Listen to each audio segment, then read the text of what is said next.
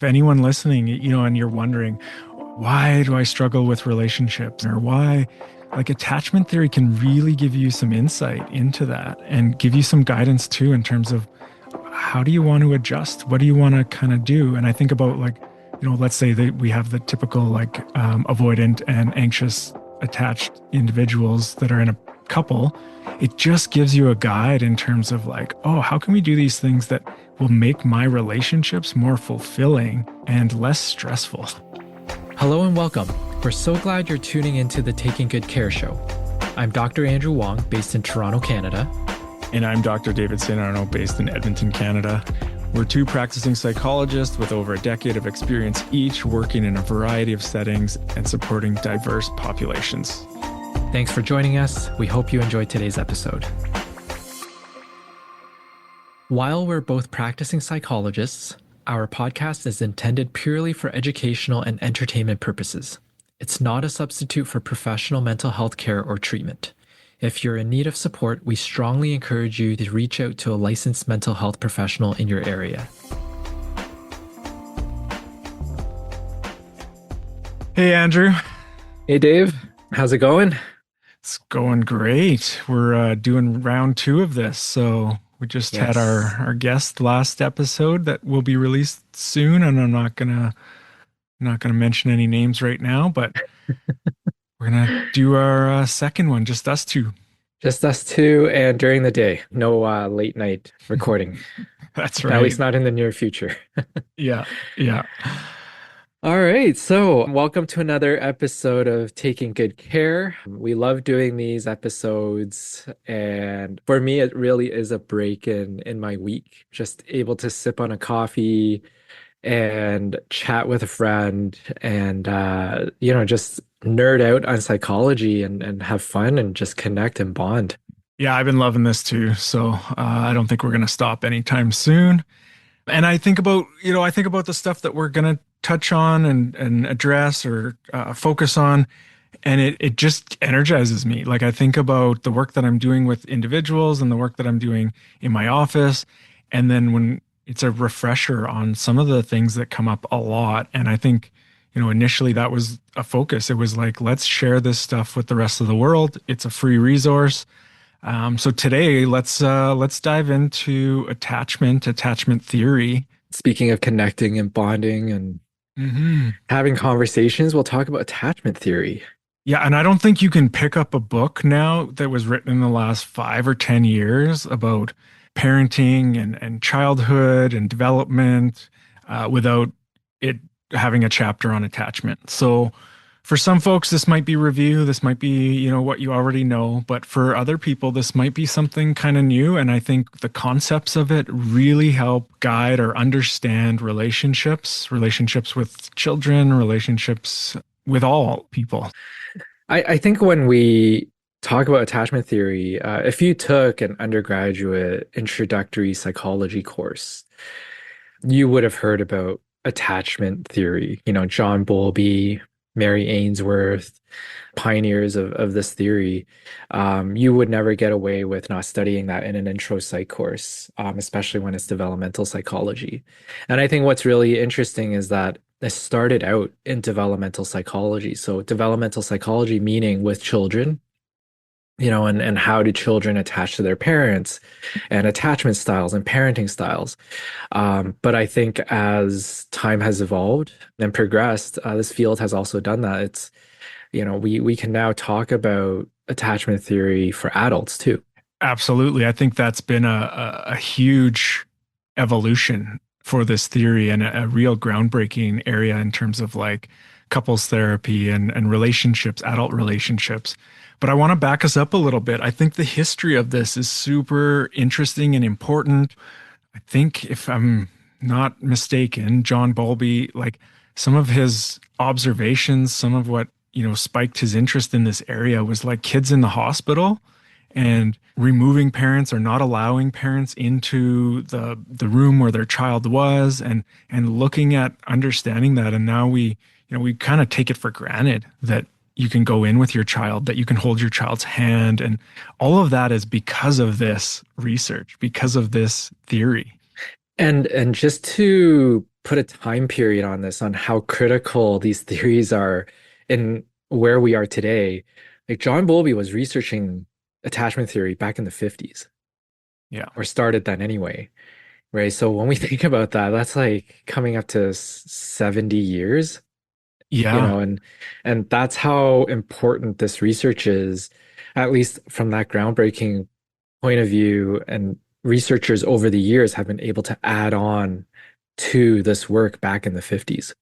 Well, I think that was in the 50s. And then in the 60s, there was a real behaviorist movement and like, don't attend to your child if they're crying because you'll spoil them. Like, there's been a back and forth. And it's been an evolution, but just to really break this down in an understandable way, I love explaining the strange experiment research that how this came about or how it was like kind of solidified was picture a room with toys and a child playing with those toys, and their parent is in the room. At the time, it was the mom, right? Like the mom was the primary caregiver. So, a child and their mom, and then the mom gets up and leaves the room, right? Mm. So, the researchers Hmm. were looking at what was the reaction of the child? Like, what did the child do when their mom left the room? And so what they found was there was kind of four common observations, and there might be more, but these are tend to be the big four. So one was the child would freak out and become really upset, right? Almost like inconsolable, right? Hmm. So the child is distressed that their parent left the room. Okay, that's one. The second one being nothing at all, right? Like Hmm. just you were like, did the child even notice that the mom left the room? Like there was, no reaction, no observable kind of reaction. And then the third one, being upset, a bit initially, maybe even like going to the door and then going back to the toys and being able to play and seem like the kid was okay. They weren't distressed anymore, even though mom hadn't come back in the room. And then the fourth one, which tends to be less common, is what they would call like disorganized. And that is where, it's kind of a flip flop of both the anxious, this distressed, the upset that you can see, and the shutting down or the non reactive, non responsive kind of other reaction. And just kind of going back and forth between those two. Sorry, Andrew, did you want to jump in at all and add to that? Yeah, and so Bowlby talked about, the four types: the secure, that they feel worthy of love, and others are reliable, they will come back. And so when they were hugged by the parent, it was sort of that smile, the warm reaction. There was the implication of that was that, the child trusts others. At the same time, they can be autonomous and independent. And then with the anxious type, they may cling on even safer. They may cry even harder when the parent comes back or when the mother came back. And they really crave that closeness and they feared abandonment.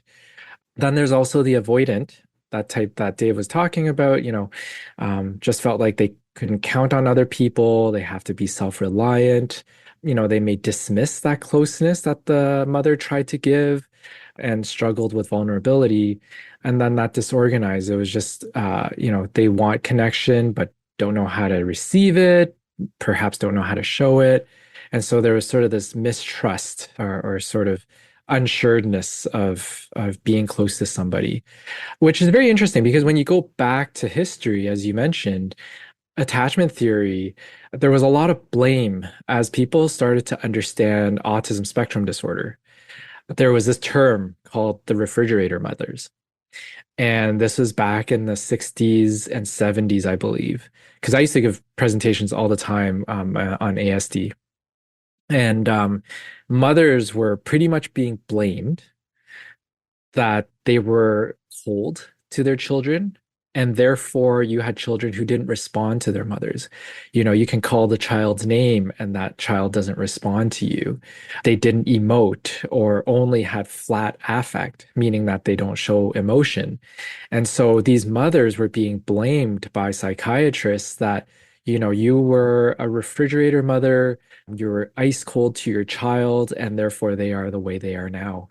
And there's actually a really interesting YouTube video that I used to show in my presentations of mothers just talking about how traumatizing and how sad when they were told this. Because in reality, they're like, we were never like that. But here we are being told that we were refrigerator mothers and we were cold, and we know from experience we did not act that way, right? I think you're going into we could have a whole other episode just on this. I actually, one of my required readings in my master's, the book title was Don't Blame Mother, right? Because Nice. so much, like even the research around schizophrenia, initially they were blaming mothers and saying that it was parenting that caused these.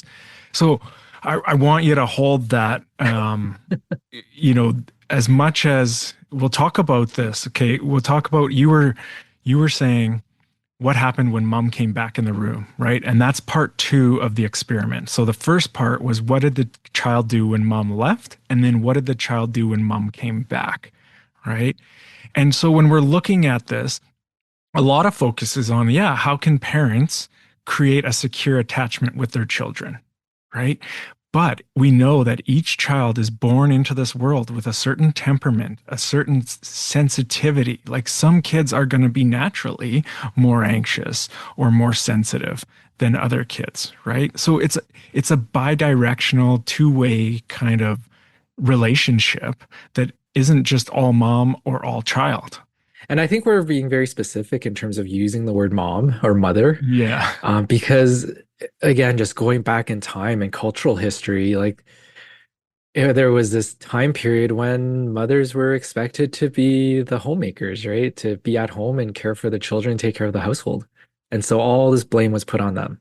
And you know what the attachment research you just need like one secure attachment relationship. So, it could be one parent, but it could be more than one parent. It could be grandparents. Hmm. Th this attachment theory, even though it started between mom and child, that was what was researched. This is not just between a mom and a child, but if mom is the primary caregiver, Hmm. especially if they're breastfeeding, right? Like there's a direct connection in terms of attending to the needs of the child, Hmm. right? And there's a bond that's going to be there for sure. I got a bunch of things kind of racing through my head because I think there's a lot of important pieces to this. But so don't just blame parents, right? I'll say Yes. that again, and we'll probably say that at the end. Don't just blame yourself, right? If you find that you identify more with like an anxious attachment or a avoidant attachment, if you don't deem yourself as falling into the secure attachment, right?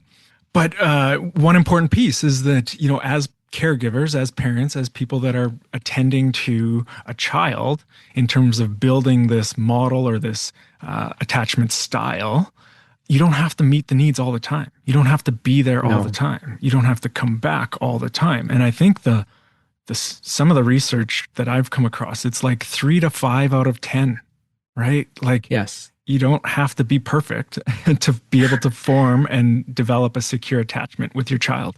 And there is no perfection. Yeah. And I say this time and time again, there is no perfection in parenting. We try to make progress and we will make mistakes. We're humans. We are driven by emotions. And sometimes, as the cliche goes, we get the best, emotions get the best of us. But we learn from those experiences and we keep moving forward. And there is so much power in taking care of yourself first in order to have that healthy relationship with children as from the time of infancy Hmm. and into early childhood. I think to your point, Dave, as you were saying, the autonomy, having independence, letting a child know that even as a parent, you don't need to be there all the time in order to feel secure.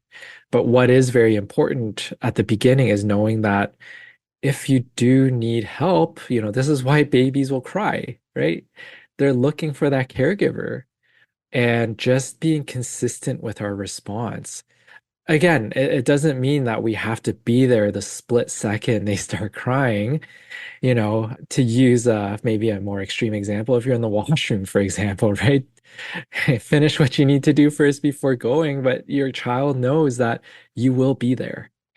So when kids are born, when babies are born, they're absolutely dependent on their parents or they're dependent on other people to stay alive, right? So different animals can get born, like a horse can be born and just start running, right? The theory is that because of the birth canal, that a lot of our brain development has to happen outside of the womb.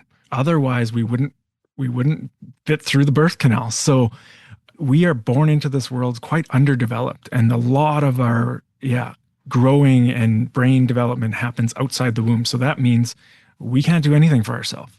So the attachment is really important. It's actually like evolutionary, it's required. If the species was going to continue, babies and parents had to have a close relationship. And some people even say like a close proximity. Like the more a baby could keep their parent right beside them, the better chance of survival they would have.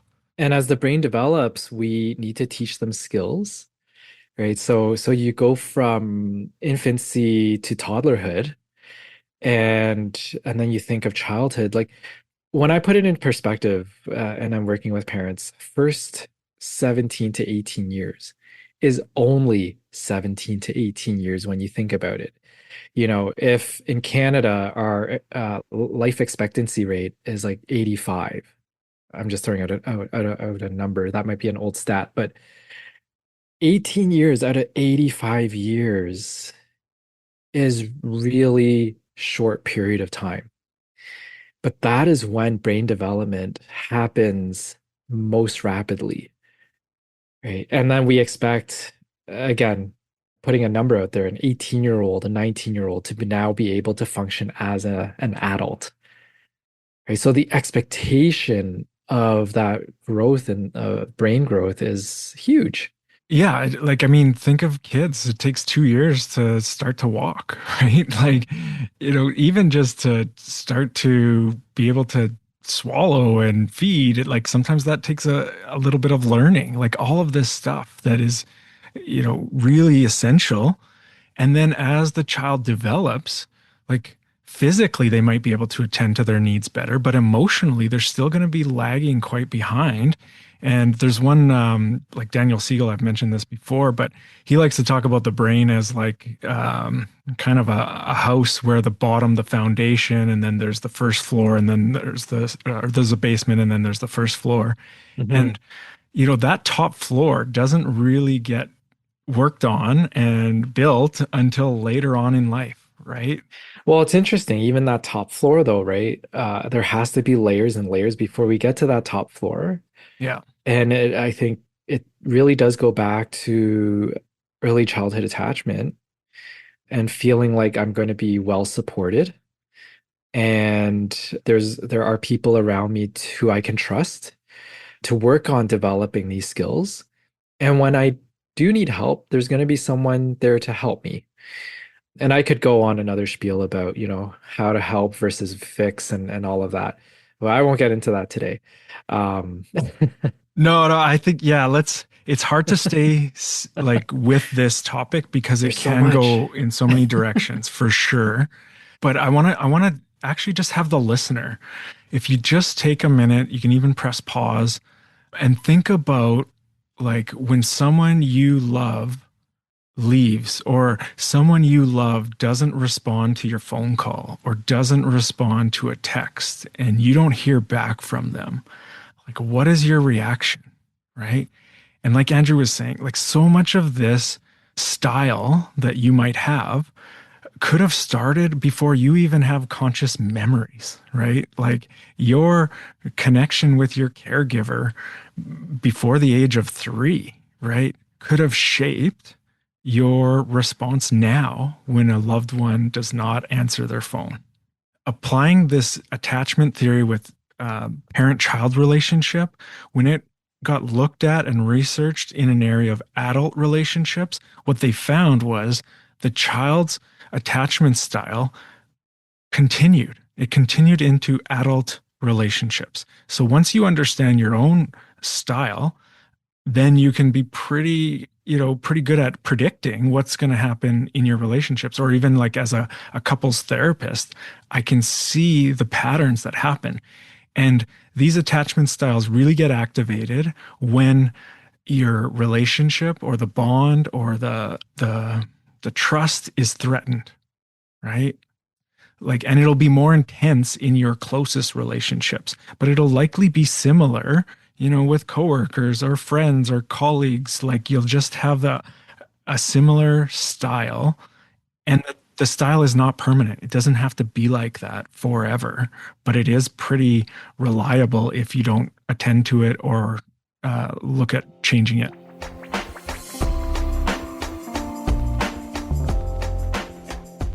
So Dave, when you're working with whether it's, well, I'll stick with couples.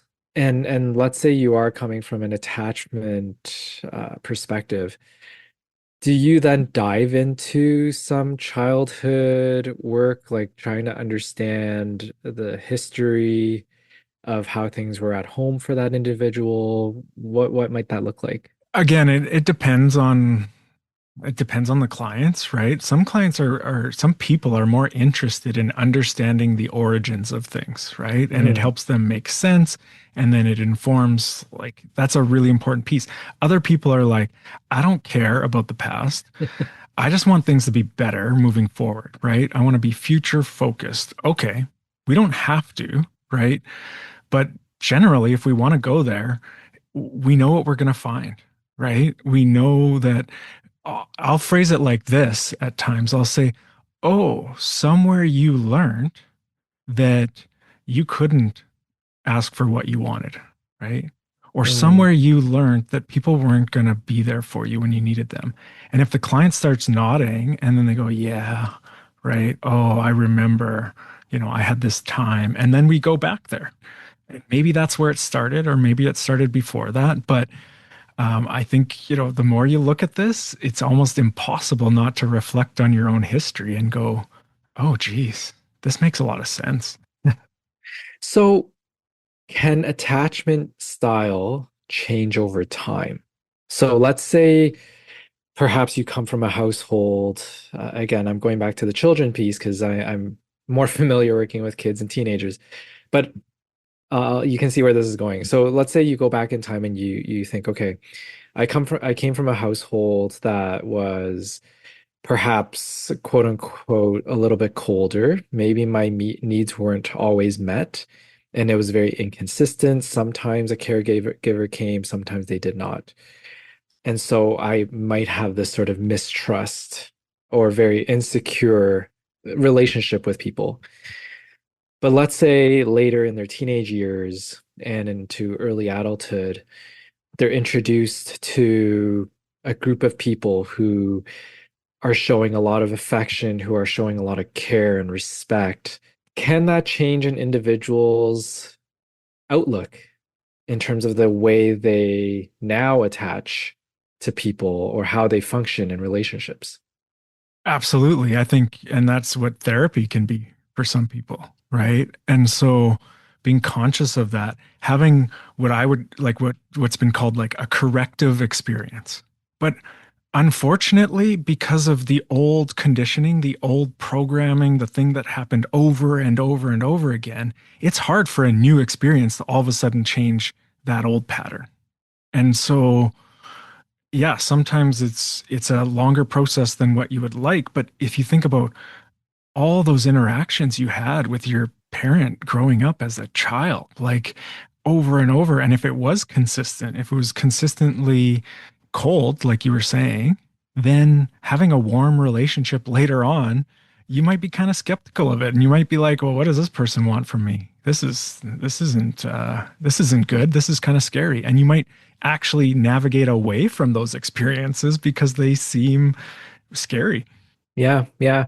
You know what? I think what's really interesting is that when I do work with adults and, we get calls sometimes at the clinic and they'll say, you know what, I would like a psychologist or therapist who's a man or who's a woman, that sometimes even informs already who they may have felt most connected with growing up. It could have been the mother, it could have been the father, but they just feel more secure with that particular gender. Yeah, what you were saying, Andrew, about someone calling in and wanting to a specific gender in terms of working with a psychologist or a therapist. Of course, right? Of course, there's a comfort level. But again, when we're looking at a corrective experience, I had an interesting experience in my grad studies where I was doing a practicum experience and I was there 1 or 2 days a week and ended up there was some miscommunication.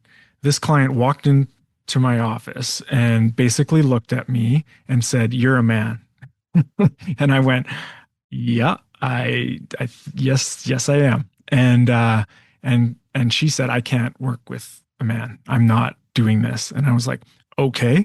I did not like I don't know what happened here, how this miscommunication happened, but let me help you. Let me help you figure out kind of what you're looking for and how you can. And in that process, she then said, "Okay, you know what? We'll start, but I don't think I'm going to be able to do this very much or very long. But, since I've already been paired with you, I've already been matched with you, and there isn't anyone else like readily available, I'll give it a shot." Right. But actually, through that experience, and long story short, I got some feedback from my supervisor long after my practicum. And my supervisor told me that that client had said that was the most helpful like twist of faith that I was actually male and was able to be her therapist, right, or her psychologist. So to me, that told me that that was a corrective experience that she wouldn't have sought out on her own, but whatever her experience was with men in the past, that and so now I guess we're going on a bit of a tangent away from attachment theory, but if I could within the frame of attachment, be there for her, be consistently there for her, attend to her needs, show up just in a way that is supportive of her own, what she was looking for, then possibly that opens up the door to being like, okay, well, not all men are a certain way. And that I mean, again, that's what therapy can do, but you can have these experiences outside of therapy. They can be with other people, right? But I think in therapy, we can be really intentional about doing something like that. I don't think this is actually tangential at all, Dave. I think this is very relevant just in terms of providing that safety and security, like you said, to correct a past experience. As we've talked about this, I think since we started the podcast, like that importance of modeling safety and security. And similar experience where, we have somebody call the office and say, I want to work with a woman, but the wait is long. And so they reluctantly say, okay, you know what, I'll see a man. And that usually means me. And they end up having a really positive experience. And they'll make a comment like, I never thought that I could have a therapist or a psychologist who's a man and be this open, right? Because of past experiences. But it does show that attachment can change over time, but it takes work. The way I see it is like our brain is a circuit board, right? Tons of electrical wires. And during early childhood, the wires, they fuse together. You go on to the circuit board, it goes in a loop. And the more of that same experience, and it can be a negative experience, but the more we experience it, the more efficient that particular wire becomes, that circuit becomes, unfortunately, right? And we have to, over time, learn to disconnect that wire and learn a new way of hardwiring that circuit board. Yeah, I think a lot of the listeners will be familiar with the neurons that fire together, wire together, right? This idea of neuroplasticity and how our brain kind of develops, pathways. And those pathways are not set in stone, even though they might be well traveled, right? And highly wired together, we can change that. And so any of the listeners out there with their attachment style, like first thing is to identify your attachment style and gain some awareness on how that kind of like shows up in your relationships. And is that working for you? Is that helpful? Or is this something that like, oh, geez, this is something that, if I looked at this, if I spent some time sorting through my reaction when I don't feel like someone is responding to my phone call, right? Or I haven't heard from, and they said they were gonna call me, right? And I'm just using kind of like really simple examples. So what I'll say for that is the individual working on that, we can reparent ourselves, right? So now we can attend to ourselves. We can attend to our needs. We can attend to these things as an adult in a way that we couldn't as a kid, in a way that we depended on the caregivers around us. But we can start to do that now and rewire the brain and our response system. Even when I work with parents, though, that's what's really interesting as you talk about like reparenting as an adult. When I work with kids, I will also oftentimes have parent sessions, and the parents themselves start to identify what kind of attachment style they have and how their history has informed the way they parent now.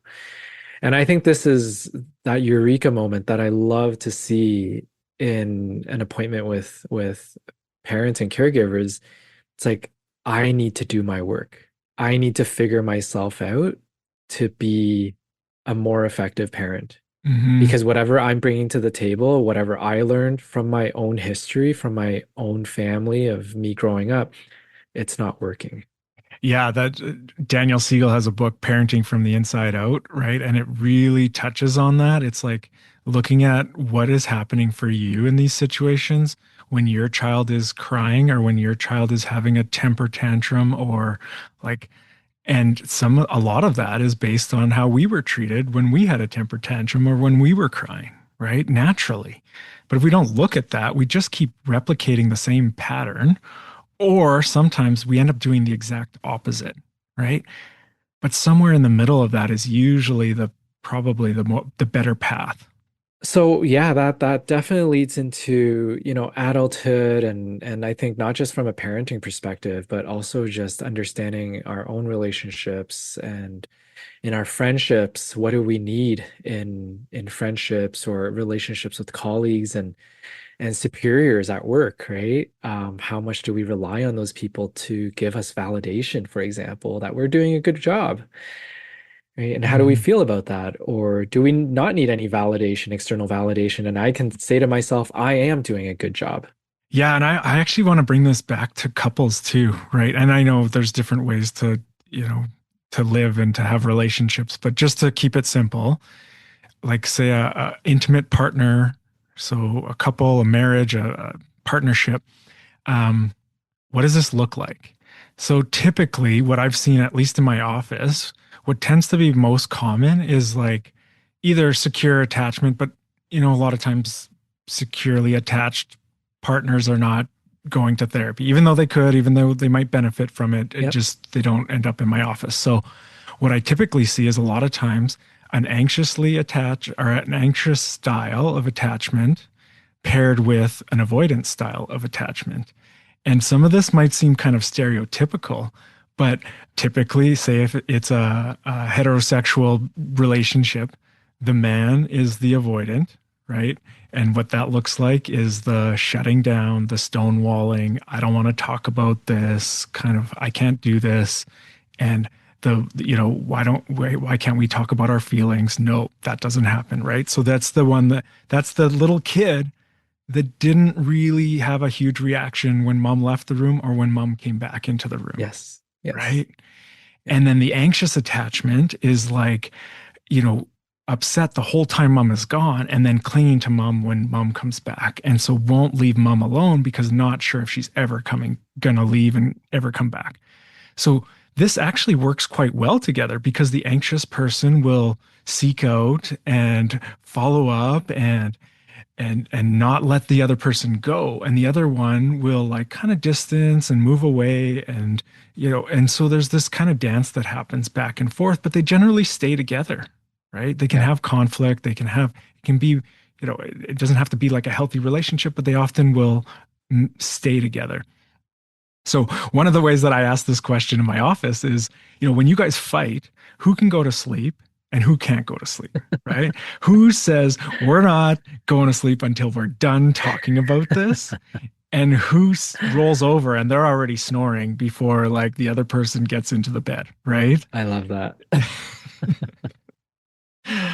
And then, so what do we do with this, right? What do we do with this? Well, we know that generally avoidant attachment styles are uncomfortable with closeness. They can be like uneasy with that emotional closeness, right? So how do they Yeah. become maybe more comfortable in that area?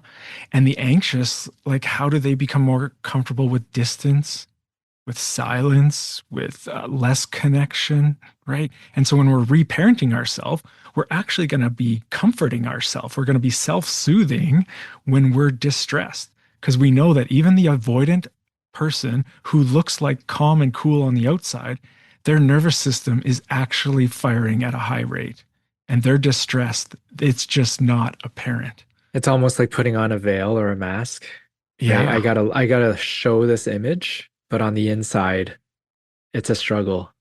Yeah, that little kid who doesn't look like they noticed their mom left the room actually is freaking out on the inside. So that's interesting though. Like your question to that, like, let's say one of the pair will say, "Oh yeah, no, I just fall asleep." Um, you know, can that also not be secure though, right? Just knowing that, okay, yeah, we're in a fight right now, but we'll figure it out in the morning, right? But I do need my sleep right now. I'm tired.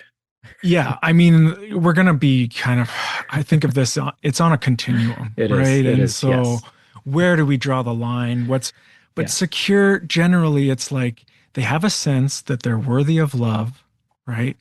And that they can rely on other people, they can trust other people. So yeah, if you fall asleep going like, hey, you know what? We had a fight, but we'll be okay, right? We'll solve this in the morning. It's not the end of our relationship, right? Yeah. But if you're going to Yeah. sleep going, whatever, I'm done. I can't do this anymore. I'm done. Like I'm going to sleep. That would be more of the leaning towards the avoidant. They actually Gottman calls it like the stonewalling, right? Yes. The Like it's stonewalling. just Yeah. you are not getting through to me. I'm done. And that can feel like you don't matter, right? Well, that's so interesting, right? Because as you're talking about relationships between couples and that idea of, you know what, I'm done, I'm thinking of the relationship with children, right? Again, going back to caregivers and children, how many times have I heard a parent come into my office and say, I'm done? Like, I am done with my son or daughter. Like, this is it. Like, I don't know what else to do, right? I'm not talking to them. I'm not, I'm done with them. Hmm. And the same type of thing, right? Is that they're here saying I'm done, but they're here for a reason, which is like, "No, actually, I'm not done, but I am really struggling on the inside. I'm freaking out because I don't know what else to do. And so the only thing I can do right now for my own sanity is to separate from them, to not talk to them. And so when Hmm. we talk again about attachment styles, in combination, I have to stress this too, in combination with temperament, Hmm. and temperament is sort of, there's a big genetic component too, in terms of our personality and temperament. But the ingredients of that and the attachment style that we've learned along the way plays a big role in terms of how we react to other people in our environment, especially during times of stress. Absolutely, absolutely. And I don't want to lose focus of that. Like everyone's nervous system is kind of, set up in a certain way and it can vary, but yeah, our own sensitivities are going to matter, right? And so, yeah, and I think yeah, I don't this isn't about labeling and identifying and then going home and telling your partner you're avoidant or you're anxious or that's not what this is about, right? That's not going to help the relationship. This is Yeah. about, like in my office, it's like, oh, what is happening right now when your partner is crying and you start looking away, right? Yes. It looks like you kind of disappear. What's going Yes. on? Yeah. Yes. And then we can work together because we know that our closest relationships, we want to know that the other person is there for us. that we can depend on them when we need them. I liked what you said, Dave. Like, this is not about labeling. I think if anything, for anybody listening, and trying to figure all of this out, it's having a greater understanding of ourselves so that when we are struggling with something, whether it's a relationship with a partner, with a coworker, boss, child, we can say, "Hey, this is what I need right now." And if we're working on ourselves, it's being able to communicate, "This is what I need right now," so that the Mhm. other person isn't sort of navigating in the dark, throwing a dart at a dartboard blindfolded and saying, "Well, I don't know what you need right now, but I'm gonna just try and try," and they're not hitting that target. But if you're able to communicate that and say, like, "You know what? I just need you to tell me that we're gonna be okay," right? And the other partner acknowledges and says, "Yeah, you know what? We will be okay." Right? Let's talk about it in the morning, but I promise you we're going to be okay. Yeah, Right? or That goes a long way. yeah, or like I'm still upset and we'll be okay. Like I'm Yes. angry and we'll figure this out. Like both of those things can be true, Yes. right? Or I'm overwhelmed. I actually can't keep talking about this because I am just so overwhelmed. I need a break. Okay. How long of a break do you need? Right. And actually, that's my one like tidbit that helps a lot of couples is the person who says, I need a break or I'm done, they're in the driver's seat, right? And they're like, I'm going for a car ride. I don't know when I'm coming back, but I can't keep doing this. And a lot of times that gets reinforced and people go, yes, take breaks, stop when it gets too heated. And all of that is true. But for the person who gets left behind and doesn't know when their partner is coming back or where they drove off to, that actually makes things worse. So the Yes. anxiety goes up and they start freaking out even more. And then they look like the crazy partner who's texting, 60 texts in a minute. But think about it from an attachment perspective. So the person leaving and you need that break, absolutely. But you need to say, I'm leaving for 20 minutes and then I'm coming back. I might need another 20 minutes, but then I'll come back again. Right? Yeah. Dave, the more of these podcasts that we do, I'm just like, whatever work you do with couples and adults, same type of stuff I do with parents and children. Like there is Yeah. so much overlap. Like what with that example that you just said, like I will have a child and a parent sitting in front of me, and the child will be like, I just need to be alone for a while. When I Hmm. get really upset, I just need to be alone, Hmm. right? And I don't want anyone around me. And then you might have a parent who says, well, but you're really struggling, you're screaming, you're yelling, and so I want to be there for you, Hmm. right? But it's like here you have a child actually communicating their needs, and they're saying, I just need my alone time. And this is where I will teach parents, like, listen, really listen to what they need. And it's not to say you abandon them, and you can come back in 10 minutes But and but check in. yeah, and Yeah. this is where your own experience as a child comes in, right? If you were literally abandoned, right? You are not, for some people, you are not going to want to abandon your kids, right? Even Yeah. when they're saying, leave me alone, right? Yeah. Their Yeah. needs are actually to have some space. But because of Yes. your own history, you have just said, it is terrible to be abandoned, right? Whether you can remember that or not, somewhere in your wiring, you've decided never leave someone alone when they're distressed because that is a horrible place to be.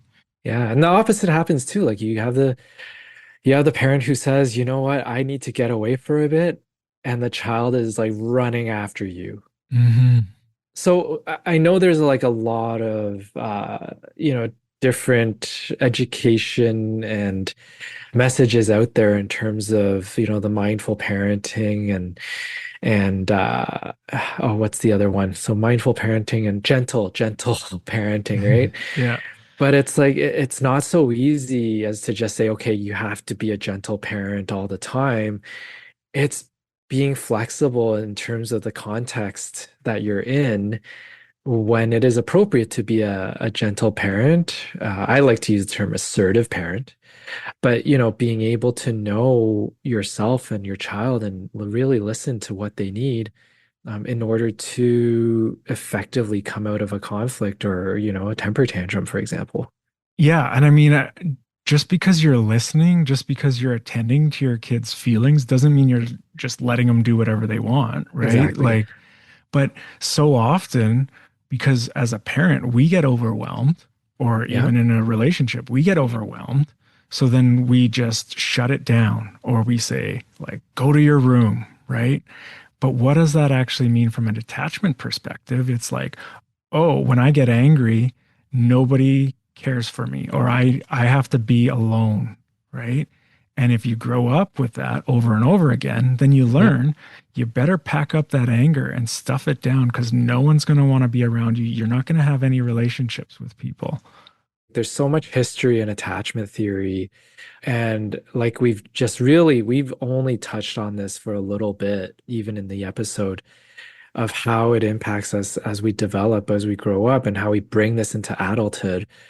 I think for me, the takeaway from this particular episode is really understanding who we are and going back to that idea of vulnerability, like being vulnerable to know who we are and to express who we are, in order to curate like a more positive way of interacting with others and being in relationships that are healthy.